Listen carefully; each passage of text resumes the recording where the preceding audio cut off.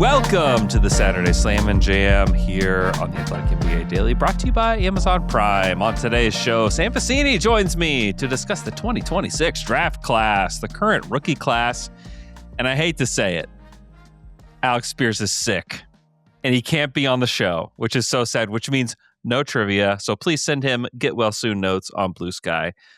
With me is Sam Vecenie, the only man I want to talk to about the draft. Just because, listen, you do the best work. Contractually obligated is really the reason. That's not even true. It's not even true. I just want to talk to you about the draft. Thanks for coming on. The first question I have is, we keep hearing about how great this class is and how teams need to be tanking to get these high draft picks, which I think is true in most drafts, but like, how deep is this class of guys that could potentially be franchise-changing players? Yeah, I mean, so first and foremost, I want to apologize to everybody for sweating profusely while we're doing this, just because my wife and I are moving in a couple of weeks, and we just don't have a great situation right now that will allow me to stay cool and listen. Everybody function. In America is like, we wish that we were sweating. So Andrew, it was 105 here on Tuesday. That's crazy. It was amazing. Crazy. It's going to be -6 in OKC tomorrow. So it's crazy. Yeah. So you asked the question, just how strong is this draft, right? And I would say it's the strongest we've seen. I mean, at least since 2023. I don't think that any of Darren Peterson, AJ DeBanza, or Cam Boozer have quite reached the level of Victor Wembanyama as a draft prospect. Just point blank. But I do like all three of them more than I liked either Brandon Miller or Scoot Henderson, both of whom were really, really well regarded going into that draft, obviously. I think they're all on the level of Cade, when Cade was a no-doubter #1 overall pick. And there are three of those guys in this class. And I truly love all three of them. You brought up, though, how deep does the class go? Honestly, I really like Caleb Wilson, Keaton Wagler, and Kingston Flemings. I think all three of those guys are genuine, real top 5 picks, and top 4 picks even, maybe in a normal draft. Keaton Wagler has all sorts of upside and he just has so many outs as a player because he's so polished. He's really, really smart from all the intel I've gotten. He's a really high level human being. He is an awesome shooter. It's almost hard for me to imagine a way that he doesn't at least become a really good NBA player. And I think there's significant upside beyond that. Kingston Flemings is just an absolute joke athletically. The explosiveness, the power, the speed with which he plays, the downhill force. And then Caleb Wilson is as productive as anybody in the country right now. He's averaging 20 points and 10 rebounds a game. I mean, it's fairly laughable that he's on the Naismith Defensive Player of the Year watch list. He's not a great defender right now, and I don't know what those people are looking at, but he is somebody that is incredibly efficient around the rim. He dunks everything. There are some touch questions, but it's like a Pascal Siakam starter kit. And if he's a really, really good kid from what I gather, really engaging, really smart. So you buy into all of what he brings to the table, other than just the developing skill level right now. And that's going to have to come along. He's going to have to continue to grow as a shooter, going to have to grow as a playmaker more and more. But, if you're telling me that I could maybe get a Pascal Siakam starter kit at 4, 5, or 6, where I think there's a pretty reasonable chance that he can reach that kind of threshold, given that he's 6'9" with a 7'1", 7'1"-ish wingspan. It could be a little bit longer, could be a little bit shorter. There's just a lot to be excited about with this draft class. And, you can even go beyond that and start talking about, I'm a little bit lower on Darius Acuff, but I know a lot of people are really excited about him. You can certainly talk about Koa Pete, who is one of the best players on the best team in the country. You can talk about Michael Brown's upside, even though he has not had a great year this year. You can talk about Jaden Quaintance's incredible defensive upside. You can talk about Nate Ament as a guy that has really started to figure things out over the course of his last 5 or 6 games. There's just a lot to be excited about in this draft class. And I do think that from a overall strength and depth perspective, this is going to go down as one of, if not the best draft of like this most recent decade.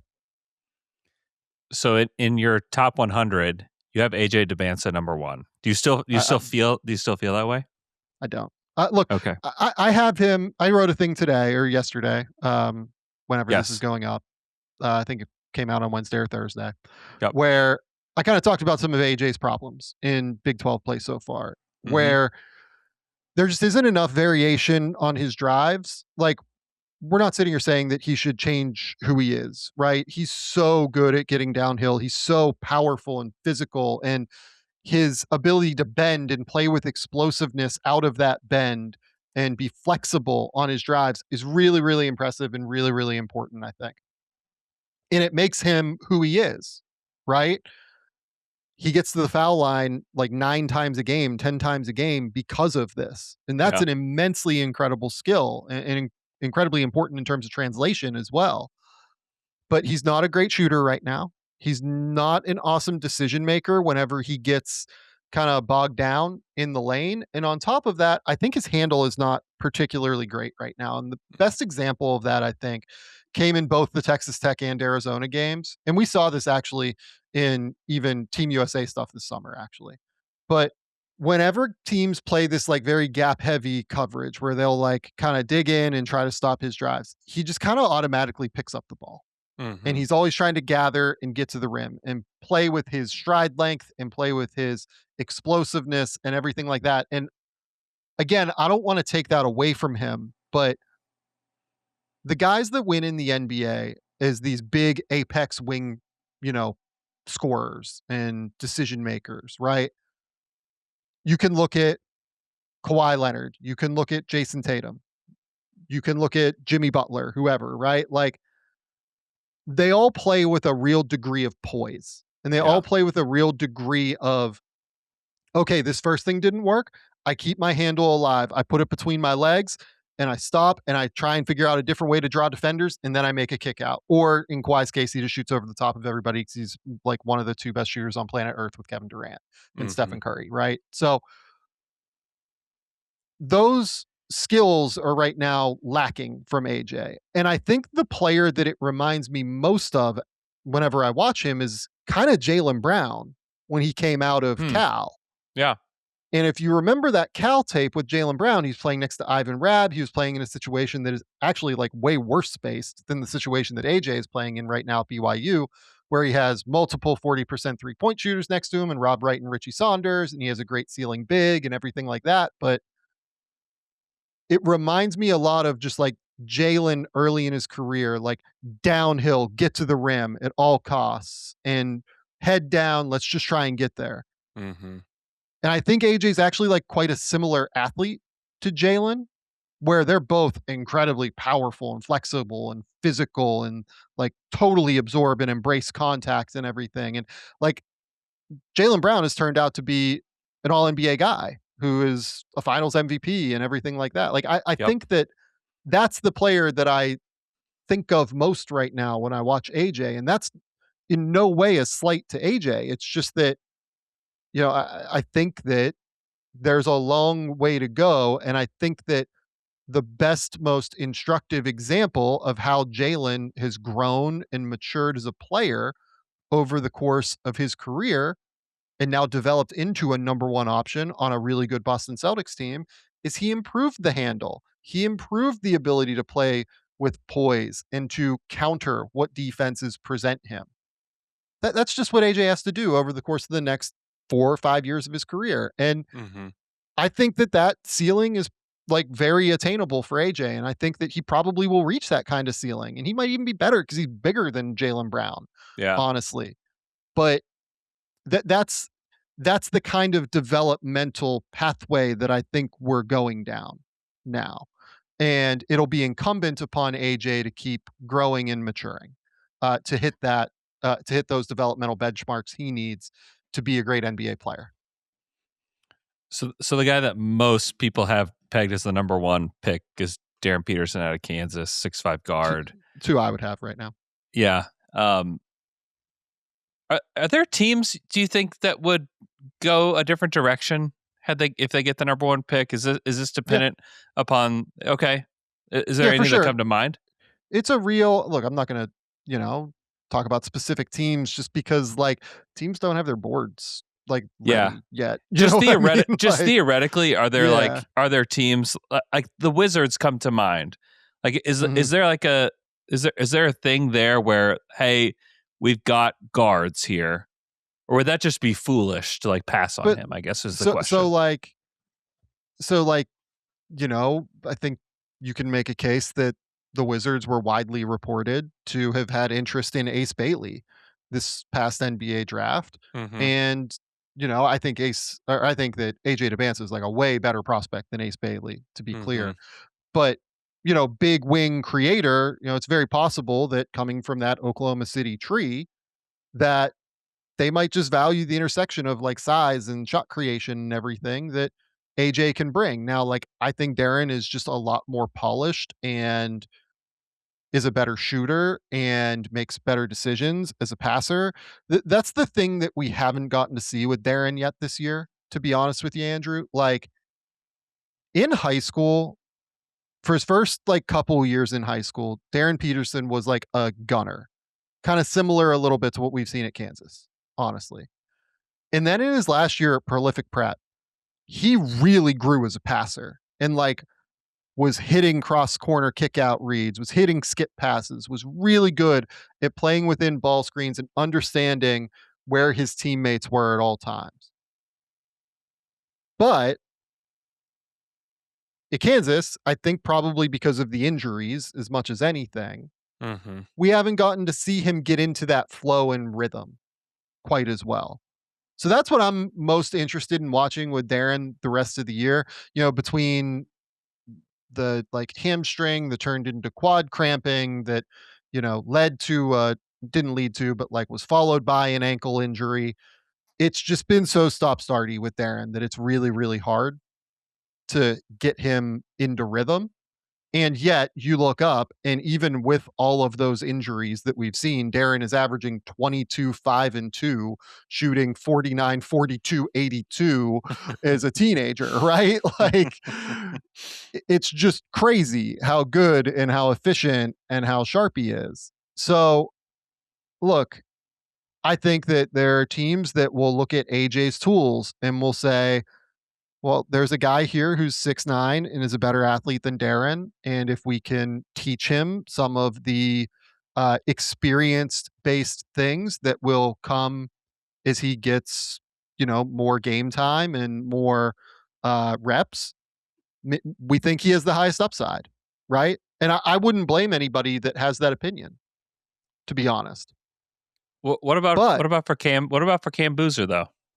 yeah, I like was I think there are teams that like I just look, I look at the Memphis Grizzlies, for example, mm-hmm. right? And Memphis has Jaren Jackson right now. They have Zach Edey. Like you might look at it and be like, the last thing that they need is another front court player. They've Sure. Cedric Howard, who's going to be a 3, right? Like, but this team, like if you look at their draft history, they take the dudes that are just wildly productive Yeah. in college, Mm-hmm. right? And it's really worked out for them. Like they are probably the best team at drafting in the league outside of maybe Oklahoma City. Uh, you can look at, the guys that they've drilled. They drilled the John Morant and Jaren Jackson picks. Then, you look past through their history. They hit Santi Aldama at the end of the first round. They drilled Desmond Bain at the end of the first round. They hit Brandon Clark before his injuries was a really great pick in the 20s. And Cam Spencer is a fantastic pick at like 51 overall. And Jalen Wells is at 39 overall, and he's a great pick. And Vince Williams, even at 46, is a plus pick there. And Mm-hmm. they evaluated Cedric Howard really well. And Yeah, you can just keep going down the list. They find these guys all the time, and they tend to take the guys who are just wildly productive in college. You know what I mean?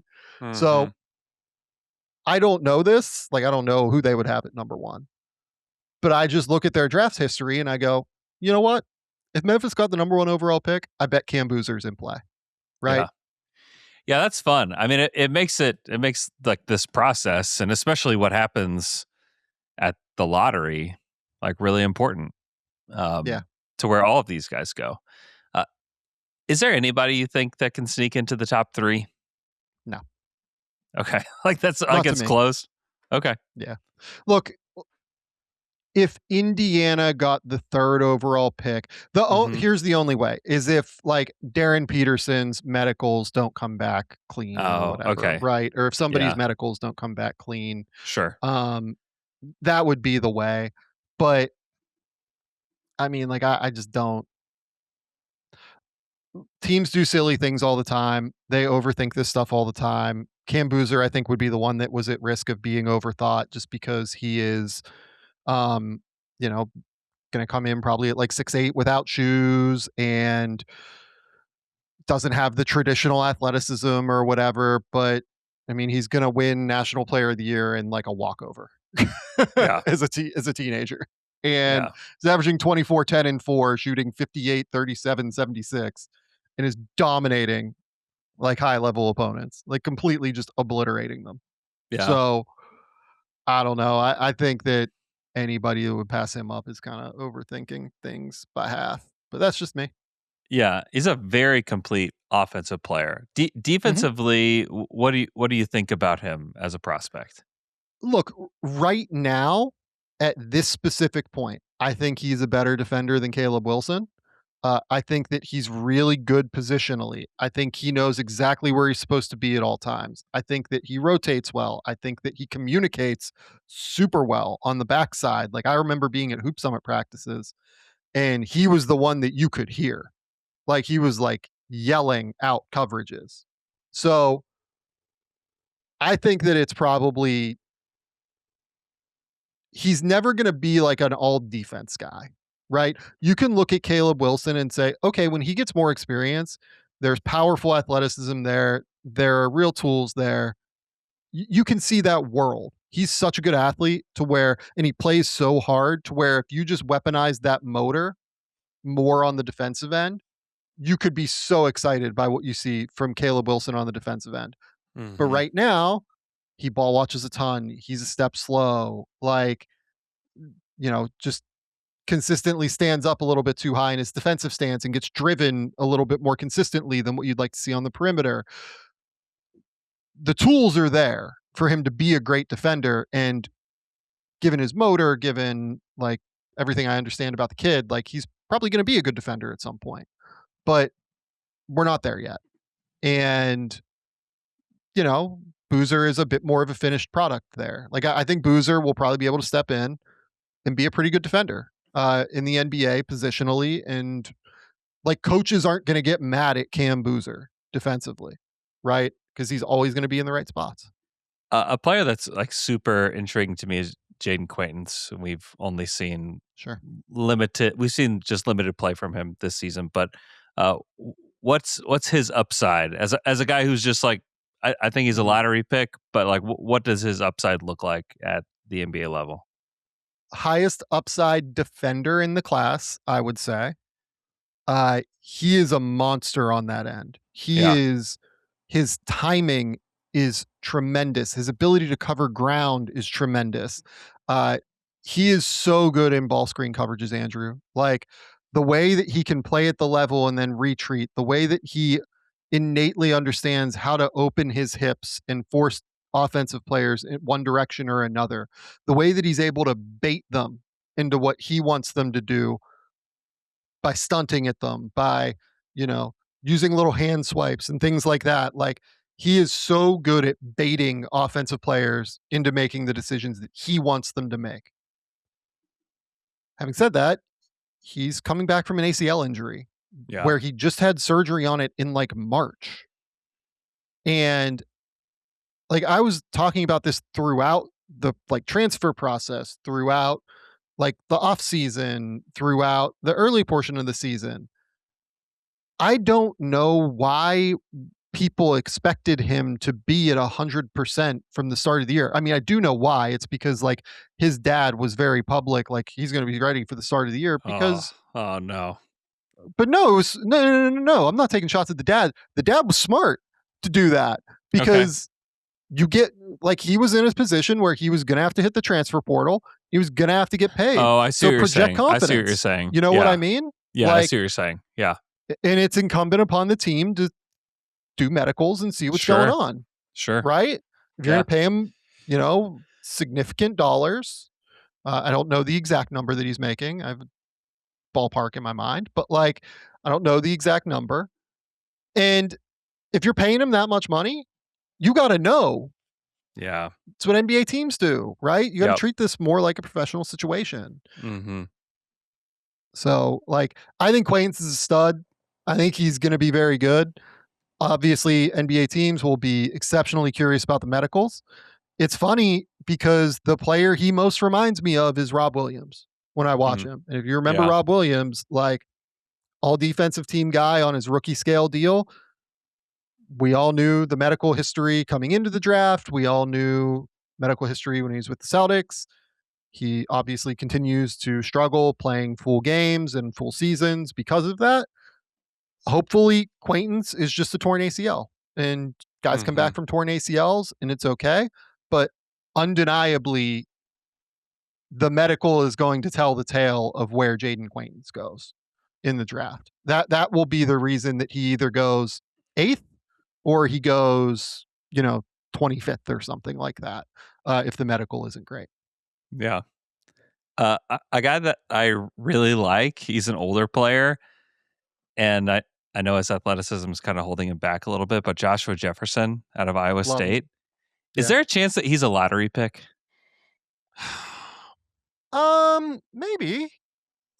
Not impossible. I always just say post lottery first for somebody like him. Yeah. Because I don't think I've talked to a scout who's like, "Oh yeah, I buy the shot."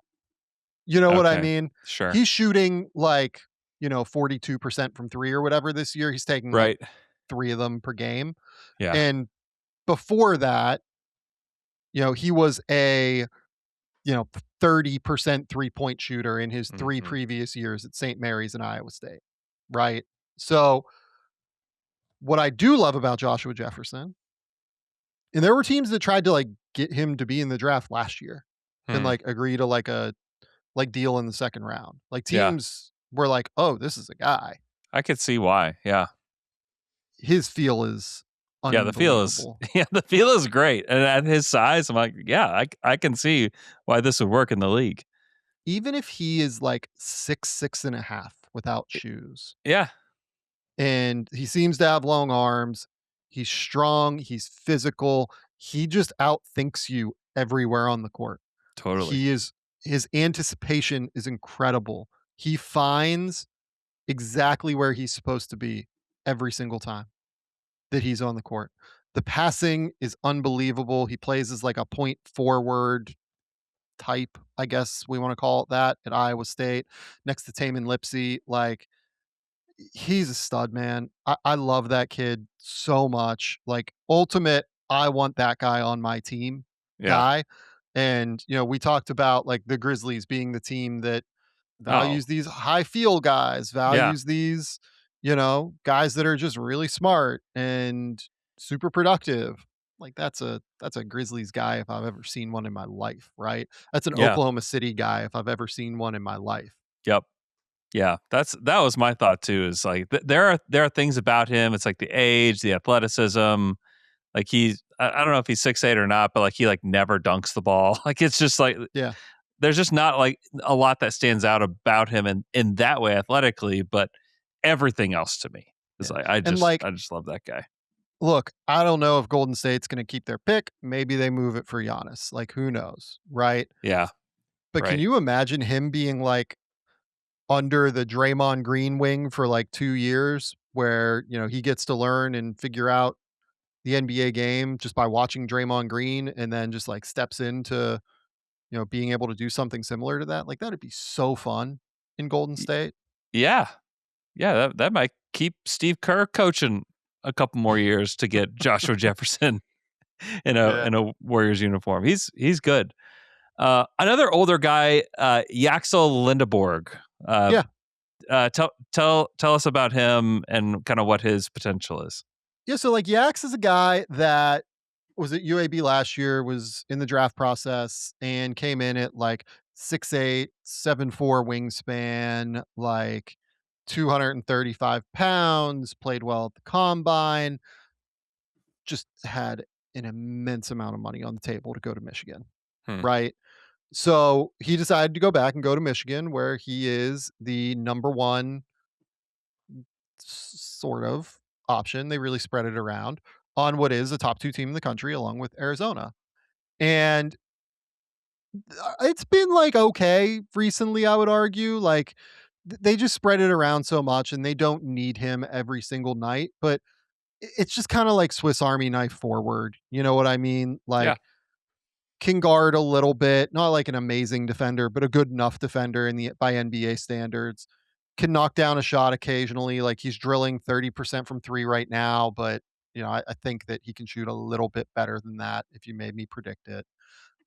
Rebounds the ball super well, can pass super well, you know, just always seems to put his nose in the right places.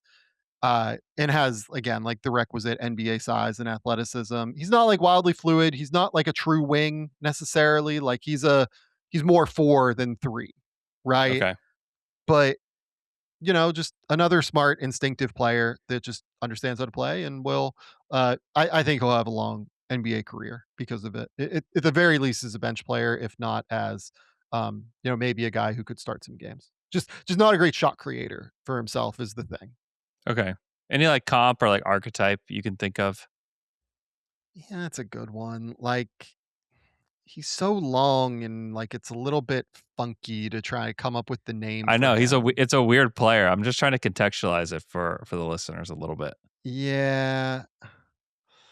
I don't know if I've got one, to be Yeah. honest, because like, yeah, he's just like yeah, like Jeremy Sohan, like physically came to mind to me Sure. because of the length and because of like the size, right? Like Jeremy's like 6'8", 7'3.5" wingspan or whatever.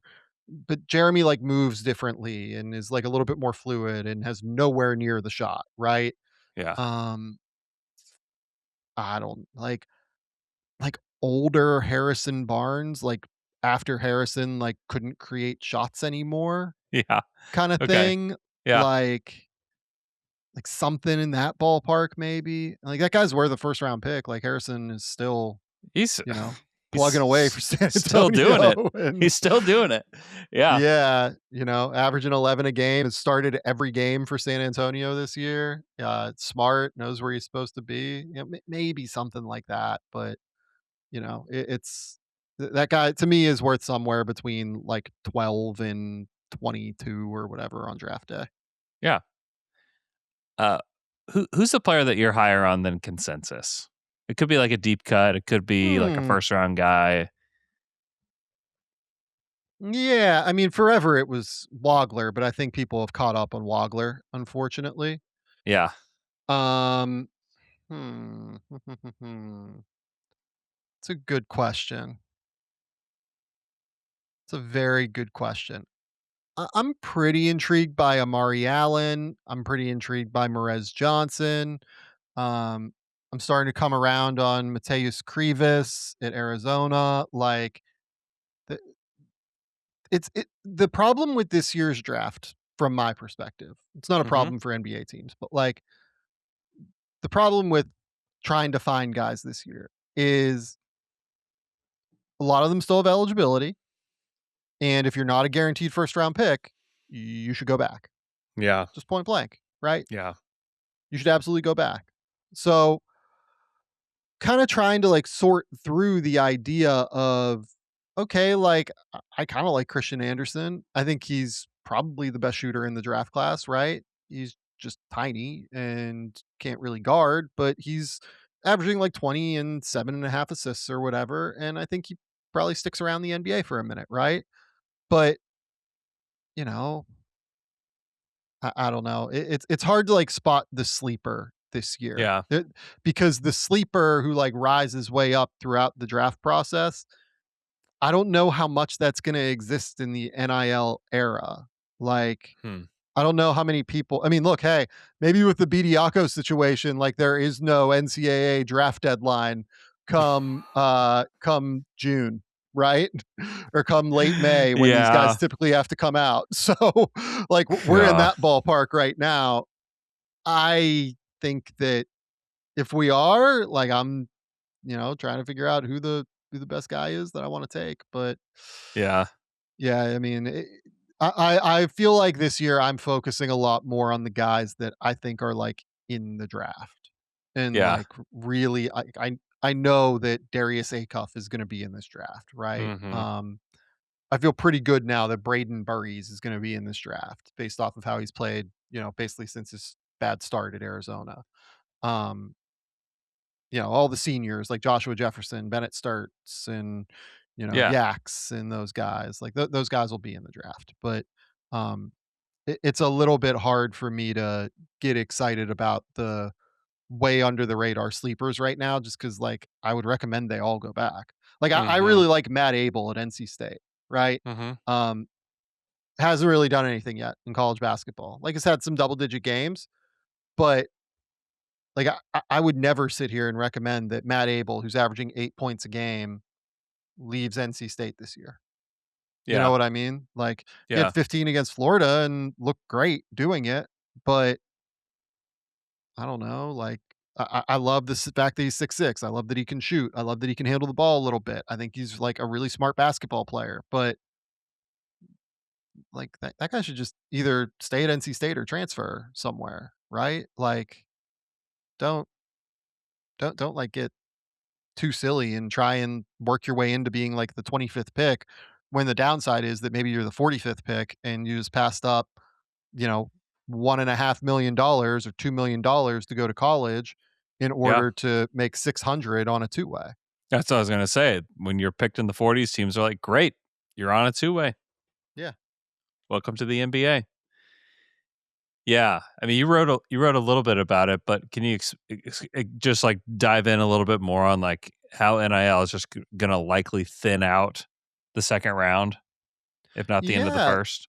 like, there just isn't really a case for, like, these guys to leave anymore. Hmm. Like, I really like Ruben Chinyelu at Florida. Ruben was at the G League Combine last year. I think he came in at like 6'10" ish with a 7'8" wingspan, and he plays super hard. He's awesome on defense now. He can occasionally make like a foul line jumper. He's shooting 75% from the line or something like that. That kid is going to make $2+ million to go back to Florida next year, probably. I haven't talked to the Florida staff about that. I'm just like, Yeah, knowing what the market is, like, he'll probably make $2+ million to go back to Florida next year. He'd have to be the 20 he'd have to be locked in at, like, the 25th overall pick yeah, for it to be, like, a good financial decision for him to leave, if there's any uncertainty about his situation. So, what I wrote about is just basically like, look, the market is pretty real right now. It is an issue. Where, like, even though there's this, like, NIL Go clearinghouse and there's supposed to be revenue sharing and things like that, like, college basketball teams are expecting they're gonna have just as big a budgets this year as they did last year, if not greater. And, look at JT Toppin at Texas Tech, right? Like, I think about this with Christian Anderson, right? Like, JT Toppin got over 3 million to go back to Texas Tech last year, whew, right? yeah. Do you know what, like, Asa Newell is the 23rd overall pick is making right now? It's not that much, is it? Like, I feel pretty good about JT Toppin making more. Like, Asa Newell's Yeah, making 3.2.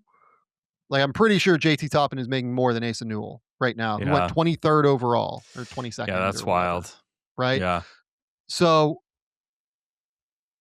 you just look at what's out there money-wise, like, I look at Christian Anderson, right? Like, in the past, a guy like Christian Anderson would absolutely just go pro. And he's having an amazing year. He's going to be first team All Big 12, and he might be a second team All American. And like, this guy just leaves automatically. But now, like, that oil money runs deep, Andrew. it Like, does. is It there a does. chance he gets 4 million to go back to Texas Tech? Like, I don't know. Maybe. W- Yeah. wouldn't wouldn't stun me at all, just because that's the world we live in now, where Hmm. he would be probably the National Player of the Year favorite if he returned next year. And he's a monster. Like, he's an unbelievable player. So, yeah, I just kinda look at it and I'm like, "Okay."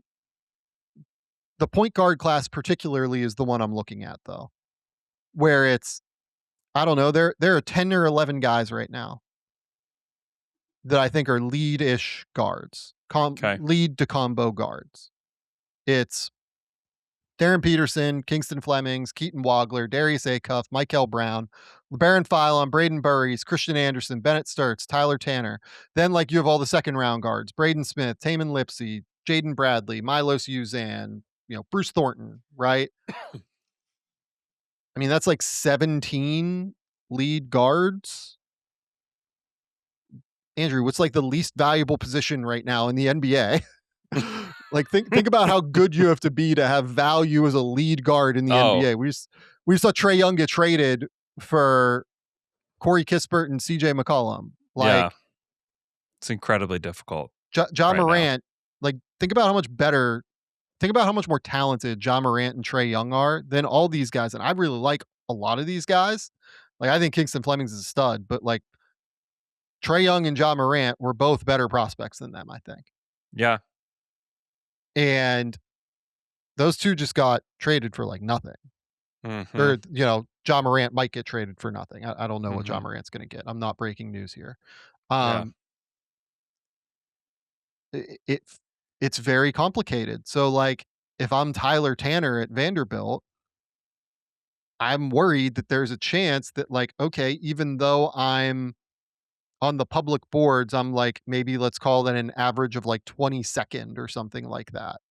Come draft day, I'm really worried that, somebody like Amari Allen at Alabama, just because there's more positional flexibility there. I'm really worried that like Chris Sinak, Henri Vesar, Mateus Krivas, like these guys that have real positional size might push up over me on draft night. Mm-hmm.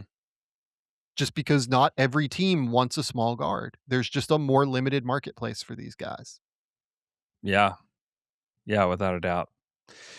Sam, thanks so much for telling us about this draft class.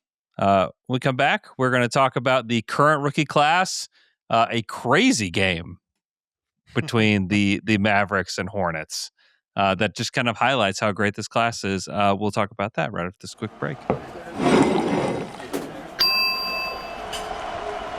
And we're back after that quick break.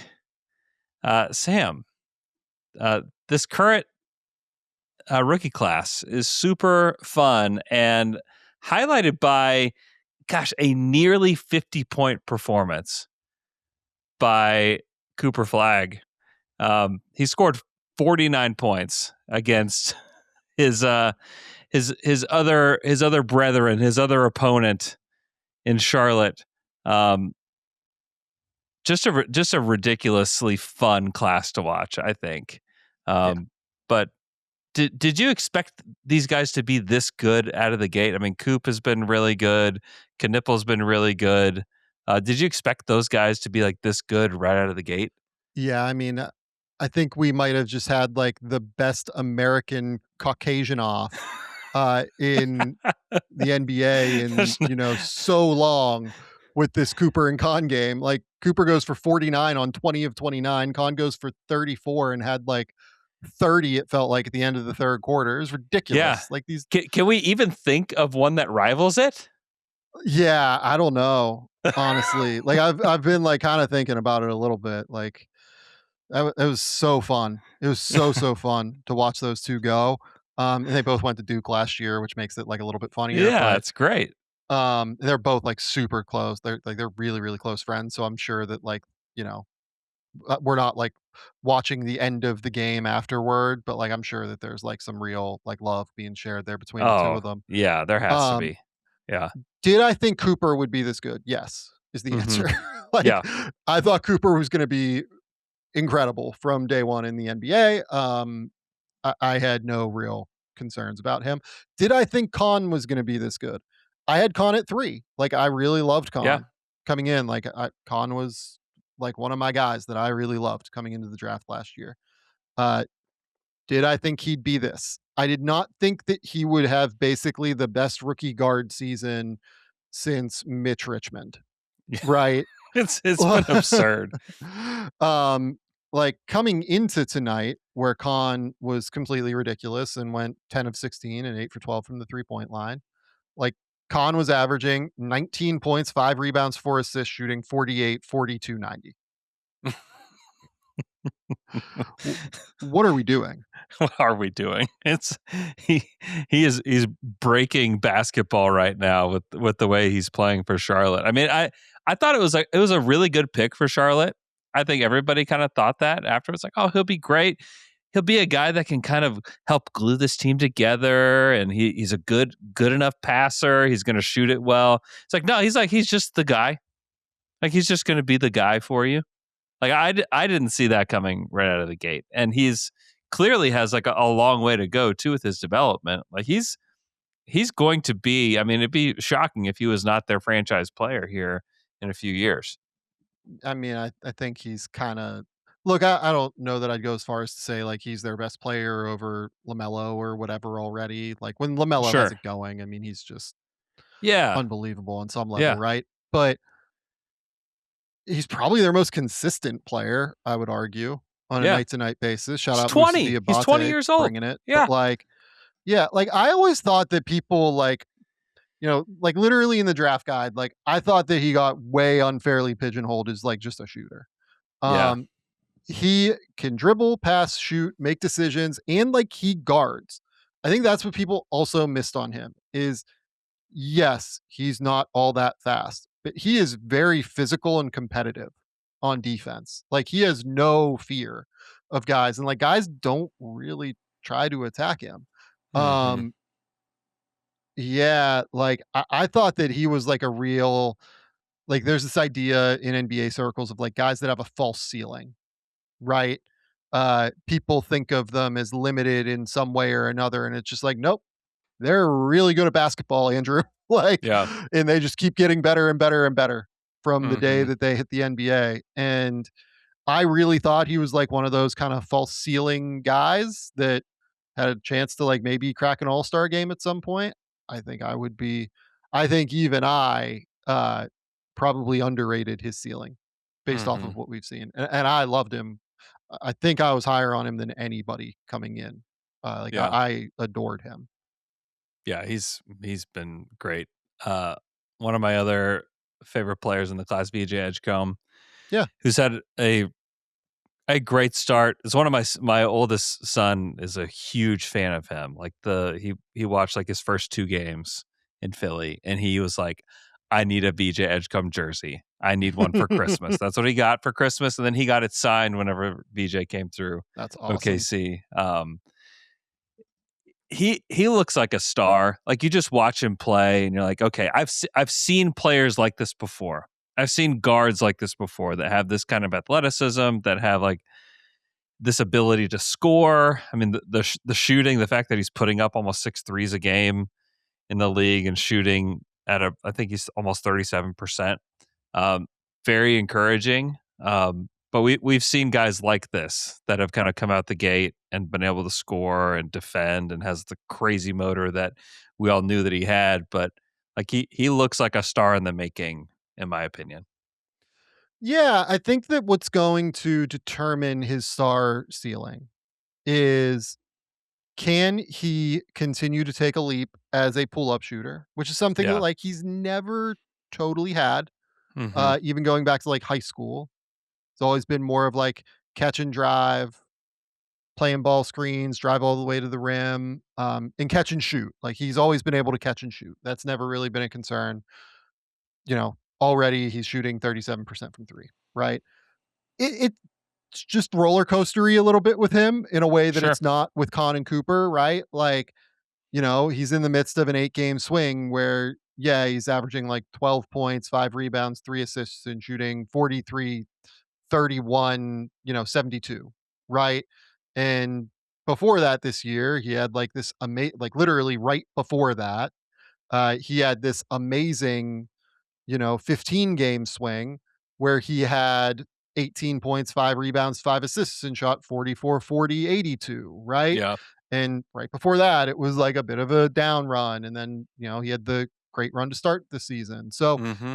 it's just a little roller coastery with VJ in a way that it's not with the other two right now. But the flashes are amazing. Like when Yeah. you see him get out in the open court, when you see him play with um, a lot of the different guys that the 76ers have, like Joel, like certainly Tyrese. Like you can see the backcourt of the future there is just as athletic as any backcourt I can remember, like between Tyrese's speed and VJ's explosiveness, and like VJ is like tough on defense and Tyrese is just so capable of like blowing by anybody in the NBA. Like, man, I love those guys. It's a real building block, and having Joel around now to, be what Joel has been previously somehow on offense, at least a little bit different, just as far as like, he's much, much more perimeter oriented than what he was previously, slipping screens and just trying to find different areas, but he's so skilled. He has so much touch. Like, man, Joel is still being as special as he is just totally crazy to me. Continues to draw fouls at a crazy like rate. Yeah. Having him to be like the sun that you can orbit around is VJ, and having Tyrese is, another guy that you can orbit around. It's just going to make his life so much easier as he continues to adjust and grow into his roles in the NBA. A guy that I saw play, I've seen him play many times in person this year, that I'm just like, man, this is kind of unfair that he's on this team, is Dylan Harper on the Spurs. And Yeah. he's coming off the bench for the most part, and is in a smaller role than a lot of these other guys are, just because of the situation that he's in. But man, I don't recall seeing a first year guard that, I think he's only 19 still, that can defend at the Mhm. level that he does. I mean, Gets after it. he made Casey Wallace look like he should never dribble ever. Yeah. Like he just shouldn't dribble, which is just not the case.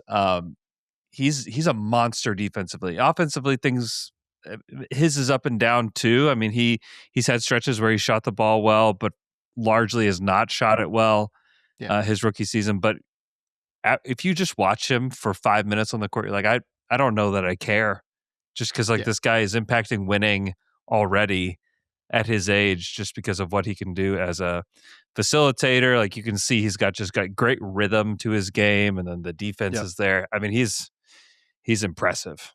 He just consistently gets to the rim, right? Like in a Yeah, way that the best guards are able to consistently get to the rim. totally. Yeah. We'll see if he's able to, actualize that in a real way as his NBA career continues, because he's going to have to keep guys off balance with the shooting.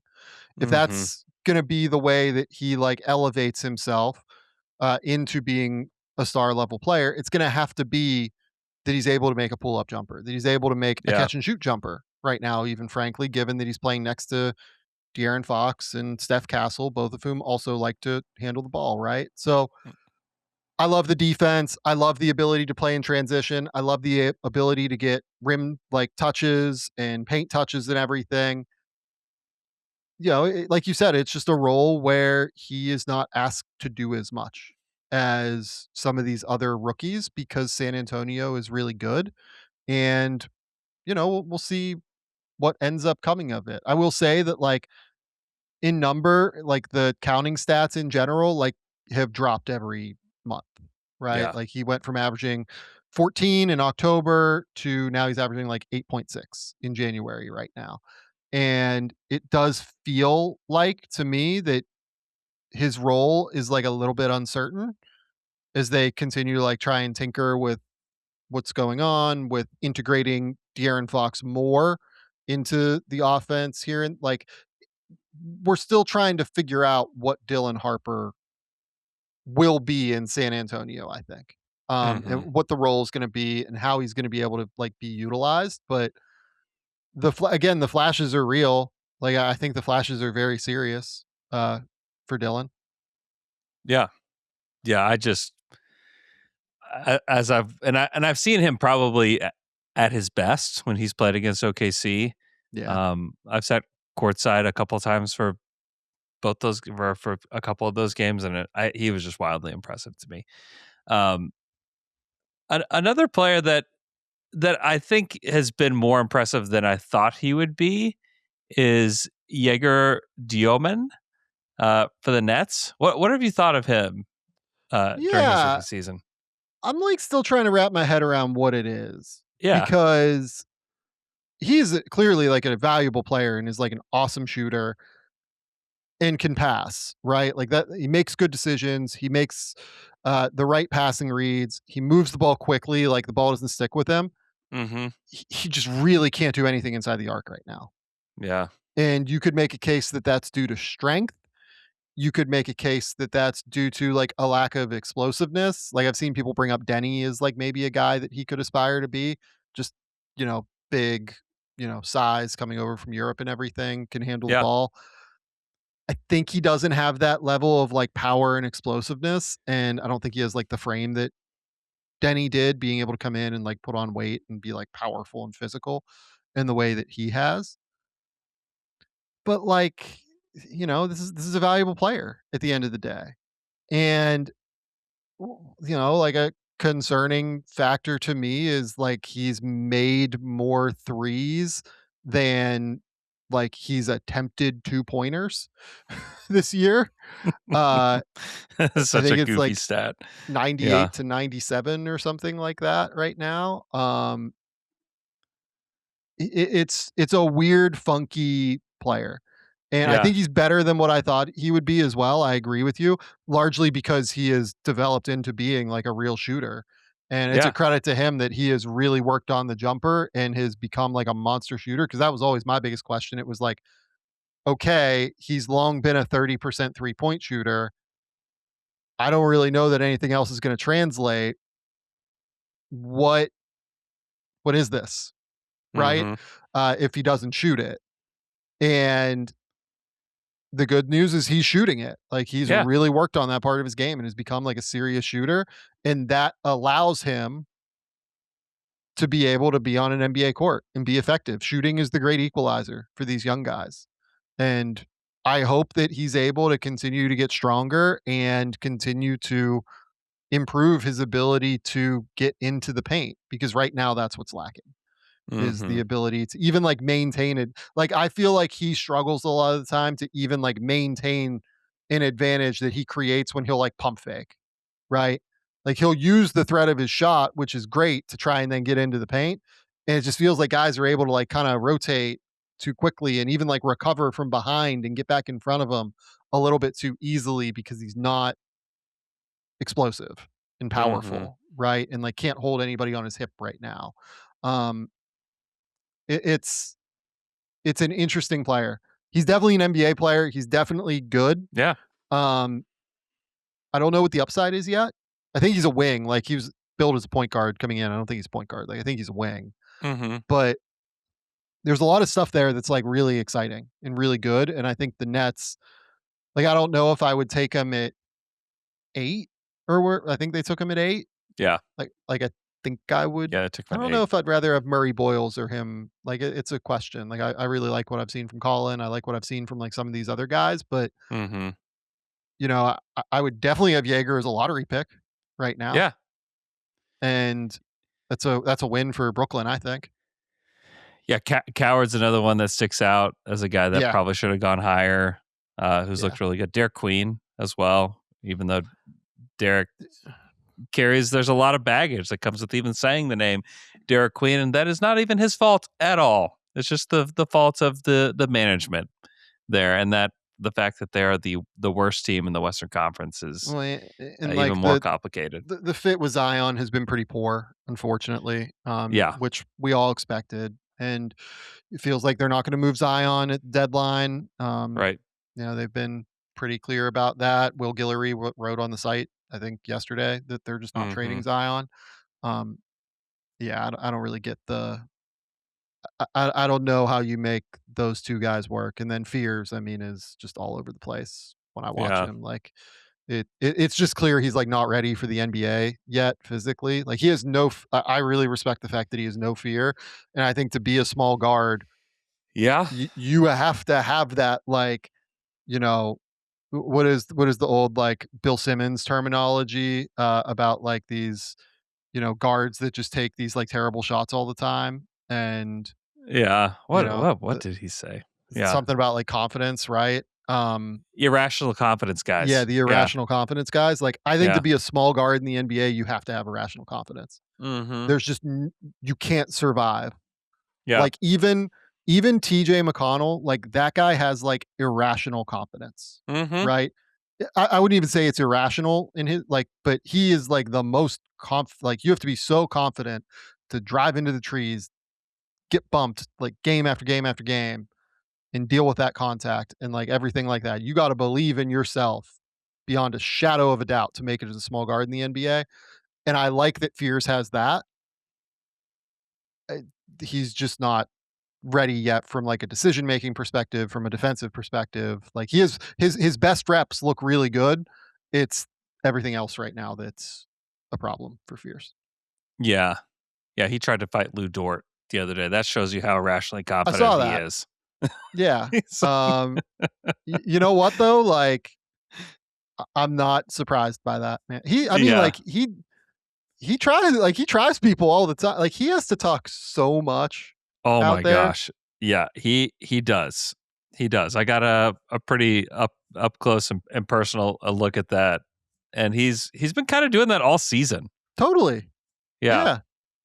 But again, like if I was a Pelicans fan, I would be like, "Oh no, this is what he has to do to be successful." Like Yeah, you sure. have to be so irrationally confident at that size to be successful and like how skinny he is and everything that like I would much rather have that than him like be a wallflower. You know what I Yeah. mean? Yeah.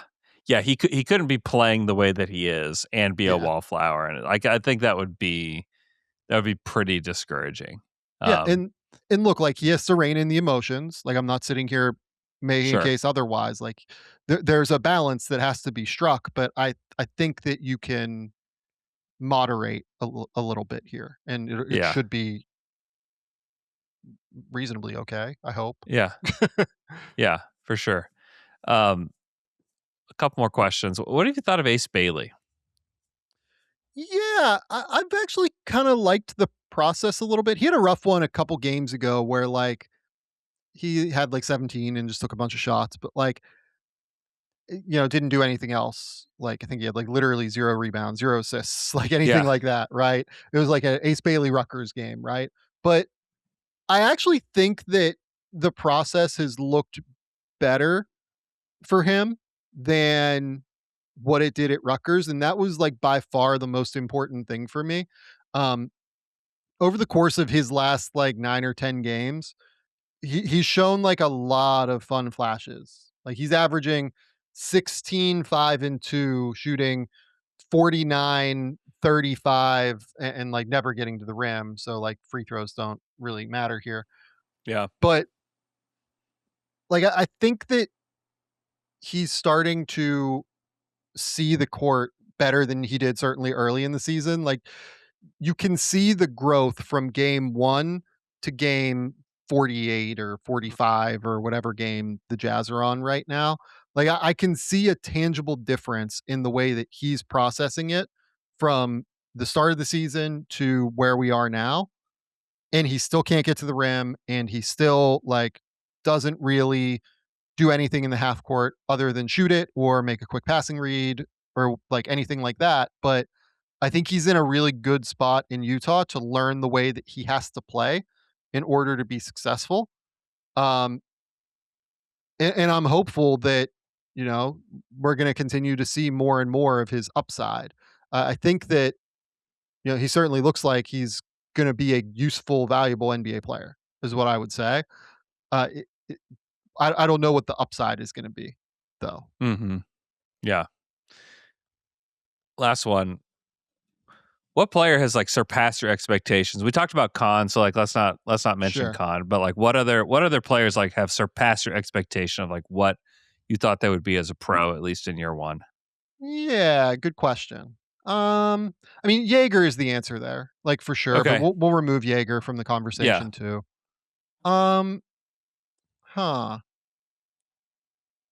Trying to think what this answer is.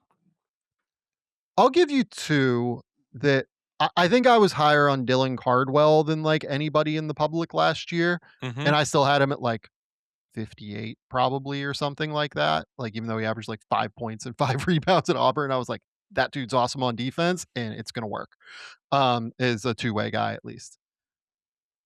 I think that Kobe Sanders might be my answer for this though. Yeah. Um, Yeah, he's been I good.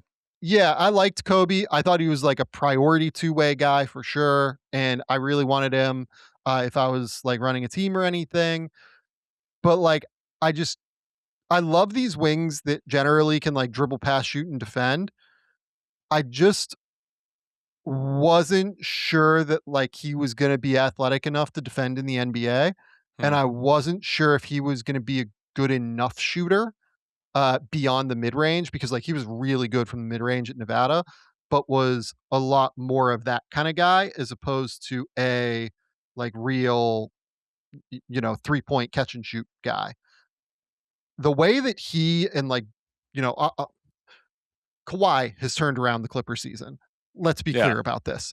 But like I think that a big reason why the Clippers have turned around their season is the influx of like energy and athleticism and like 100%. youth of Jordan Miller and Kobe Sanders. Yeah. Like having those guys in for the older wings has helped them immensely. Like Kobe makes quick decisions. He has been pretty solid on defense since he's been in the NBA so far. He does knock down shots here and there. Like he's hitting 39% from 3. I think that having him around has been absolutely enormous, Yeah. for the Clippers, and, like, they're gonna have to do whatever they can to convert him because he's running out of two-way days. Yep. Look, the easiest answer here is just, like, cut Chris Paul, right? But, like, uh, him and Jordan Miller, like, they're gonna have to convert those guys, and if I'm them, I'm trying to convert Kobe Sanders to the most advantageous contract that I can. Yeah. Because I think that dude is definitely a rotation player from what I've seen. Yeah. They should do what the Thunder did with AJ Mitchell last year. Totally. Like I agree. the Thunder played that so well, where they basically got to convert him, gave him basically like a fake second year, so that he could then re up that summer. Um, and now the Thunder have like one of the best value contracts in the NBA. Yeah. Do you Very know it was who, very Kobe Sanders' agent is, by the way? no, is it really? No, I said, do you know who it is? No, I don't know. No. NBA legend Ramon Sessions. Oh, let's go. Yeah. Okay. Ramon Yeah. Sessions. There's our trivia question of the day. Shout out to Alex. Yeah. Yeah. No, I agree. I think that he's been pivotal for the Clippers. Just to have some young guy that can Yep. play is Totally. just huge for them. Yeah. Go read Sam at The Athletic. Go listen to the Game Theory podcast. You can watch it on YouTube as well. Go subscribe on YouTube to their show. It's very good. And listen, if you just love the NBA, you should listen to this show because that's what they're talking about all the time, but they also just dominate draft coverage. So go check that out. Sam's always writing about the draft for us at The Athletic, but he's also writes about trades and other trends going on around the league, and he's just the very best. And I'm All right, so Andrew. lucky to work Look, with you. we gotta stop this. We Wait, gotta end why? the like love. I need a It's prediction from you. Because there will not be another Slam and Jam before the deadline. Yeah. Give me a Giannis prediction. Does he get traded? Ooh. And to who? I don't think he gets traded until the summer. Okay. Um, For what it's worth, I think that is more likely than any individual team, right? Yeah. Is that he does not get moved. Yeah. Yeah, it's just really hard to come up with a trade that makes sense for both sides. Yeah. I think especially before the draft, it's really hard, or especially before the lottery, like knowing where these potential picks could be. I think that some of the picks that could end up being like top 3, I don't know. If you're Atlanta, I would probably be more tempted to take a pick in the top 3 than to make a trade, but maybe they feel otherwise. I don't See, like know. I don't think Atlanta is just I don't think they're ready for a Giannis deal. Like I don't think they're good enough to Sure. do that yet, and it's just Sure. not on the age timeline. Like I'm just not doing that if I'm Atlanta, right? So who are the teams that you think should trade for Giannis and also have like the real assets to actually pull it off? Okay, I will give you what I think is my favorite fake trade. Okay. It's the Bucks get Julius Randle, Naz Reid, Yohan Berenjay, and all of their picks back from the Blazers, right? So 28, 29, and 30. There are swaps and Yeah. there are picks in there, right? Oh, okay. Yeah. So I think Berenjay is really good. Like it's Mhm. kind of the thing. Like I think that dude's really good. Yeah. Um, the Wolves get Giannis and Drew Holiday. The Blazers get Jaden McDaniels and Mike Conley. So basically, the Blazers turn those picks into Jaden McDaniels.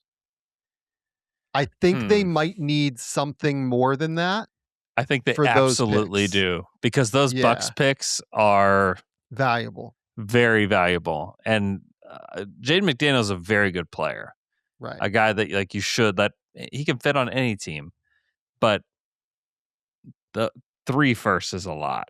The thing that I've been trying to figure out is so I'm just thinking through this. Mhm. Jaden McDaniels to me is a better asset than OG Anunoby, Karl Anthony Towns, or Mikal Bridges. Okay. Because I think OG is a better player in a vacuum than Jaden McDaniels, right? Mhm.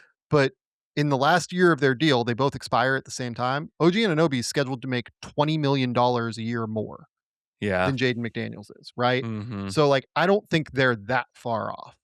No. So No, no, no. to me, that puts Minnesota in the driver's seat ahead of New York. Yeah, Because for I would just sure. rather have McDaniels than any of those 3 guys if I'm Yeah. Portland. Yeah, I could see that. So, can we find, a solution where they get something else back, right? Is it like Terrence Shannon? Is Minnesota gonna send them Terrence Shannon or something for Yeah. that? I don't know if that's enough. Yeah, It's it's not enough for me. the other, crazy idea I had Mhm. was, could you do and I don't even know if the Sixers would do this, to be honest with you.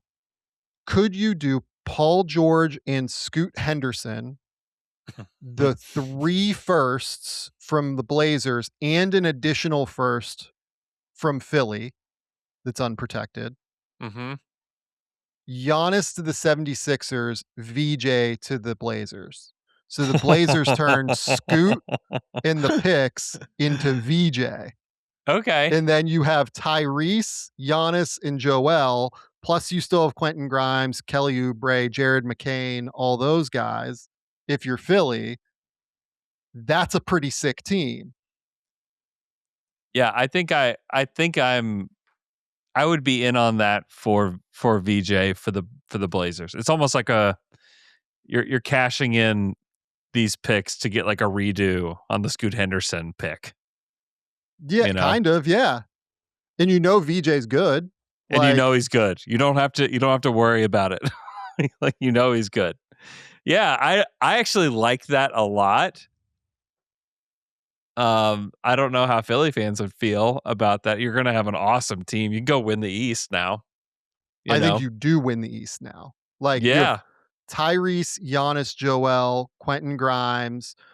You know, you still have Even Don if you Barlow just and have Jabari Tyrese, Walker. just having Tyrese and Giannis is enough. Even if like Joel can't play 3 rounds, I think like you have enough. The other sneaky thing is because Joel has been so perimeter oriented this year as a big man. Yeah, it's kind of a perfect fit for Giannis as like the downhill rim runner too. Yeah, that might be my favorite one I've heard. Other sneaky thing, gets the Sixers under the tax line.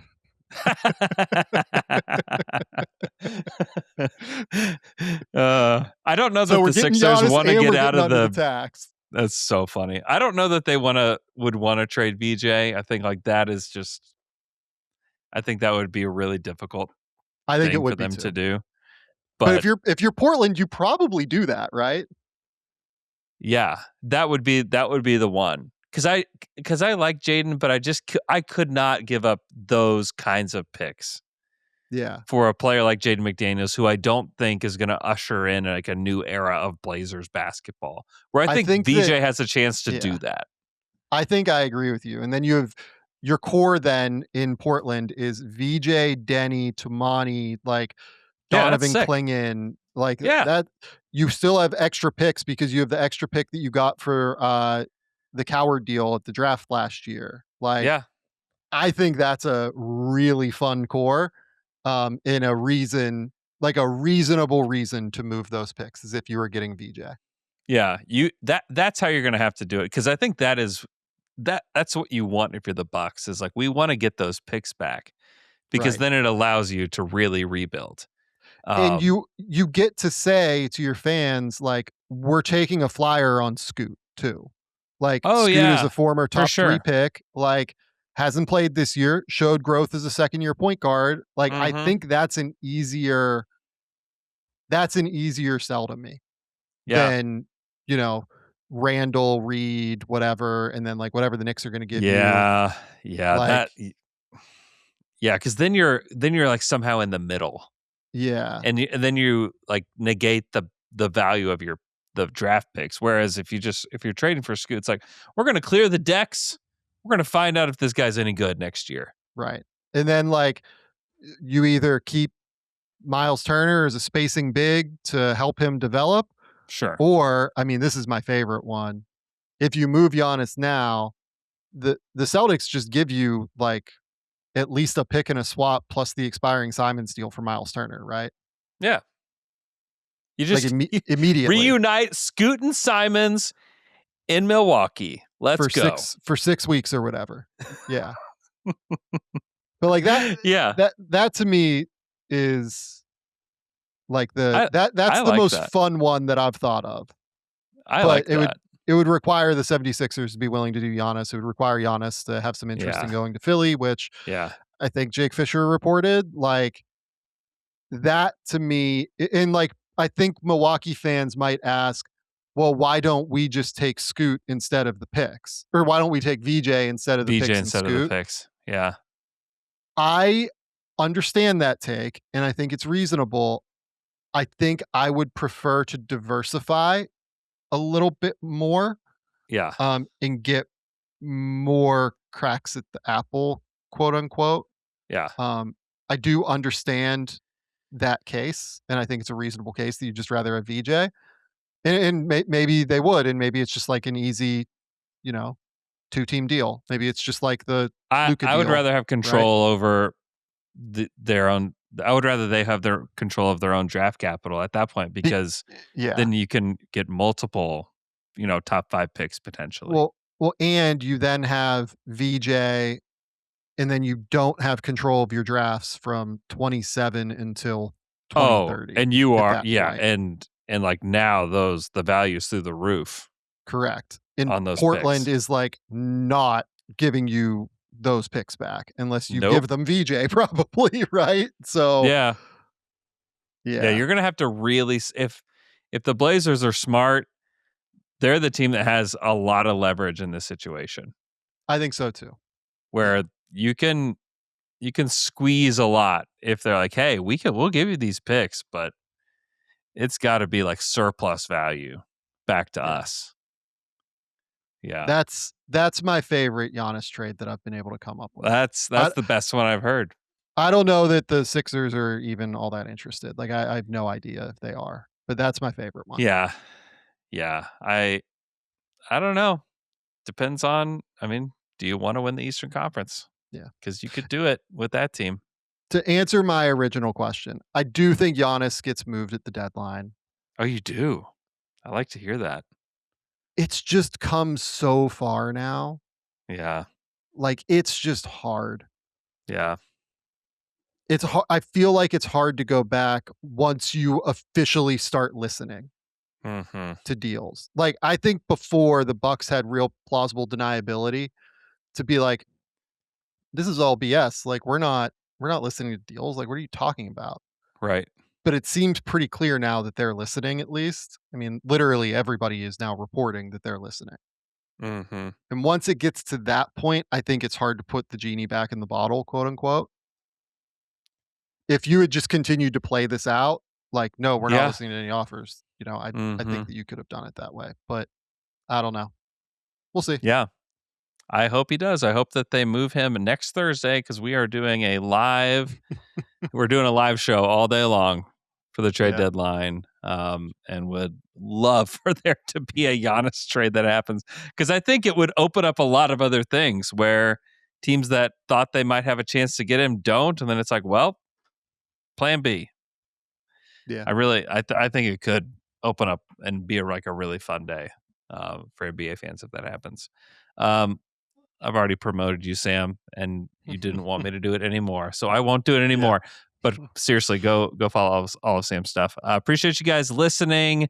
Again, send Alex some get well notes because he's going to need them. Also, next Thursday, live on YouTube, we'll be in studio in Chicago all day long for the Athletic NBA Daily, our trade deadline extravaganza. It's going to be very fun. So please be sure to tune in to that. And we will talk to you guys again next Saturday.